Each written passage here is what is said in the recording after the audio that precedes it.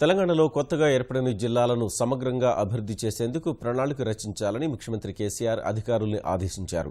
భవిష్యత్ అవసరాలు దృష్టిలో పెట్టుకుని అన్ని జిల్లా కేంద్రాల్లో అభివృద్ధి పనులు చేపట్టాలని ఆయన సూచించారు. హెచ్ఎండిఏ కూడా స్థాయిలో ప్రతి జిల్లా కేంద్రానికి పట్టణాభివృద్ధి సంస్థలను ఏర్పాటు చేయాలన్నారు. కొత్త జిల్లాల భవిష్యత్ ముఖచిత్రంపై అధికారులతో ఆయన సమీక్ష నిర్వహించారు.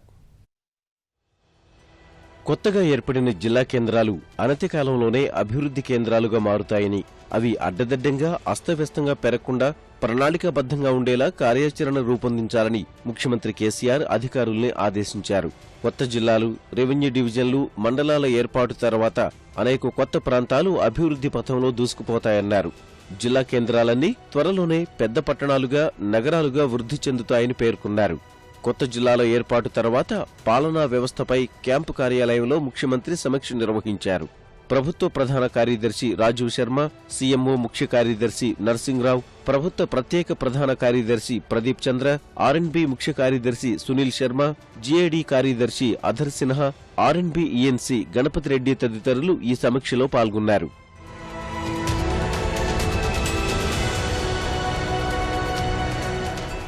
తెలంగాణ పట్టణ జనాభా ఇప్పటికే 45% ఉందని, ఇది ఇంకా పెరిగే అవకాశముందని అభిప్రాయపడ్డారు.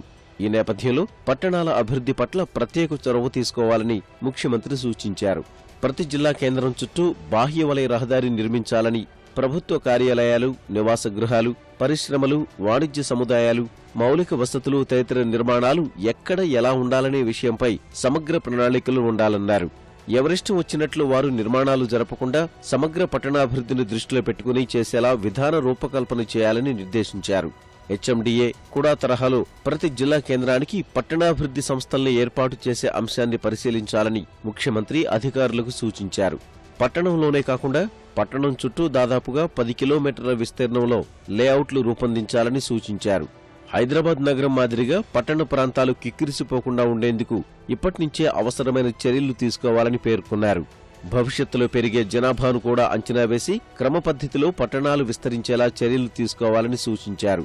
కొత్తగా నియమితులైన కలెక్టర్లు, సంయుక్త కలెక్టర్లు అత్యంత ఉత్సాహంతో పనిచేస్తున్నారని, వారికి తగు సూచనలు చేసుకుంటూ పరిపాలన సజావుగా సాగేలా చర్యలు తీసుకోవాలని ఉన్నతాధికారులకు సూచనలు చేశారు.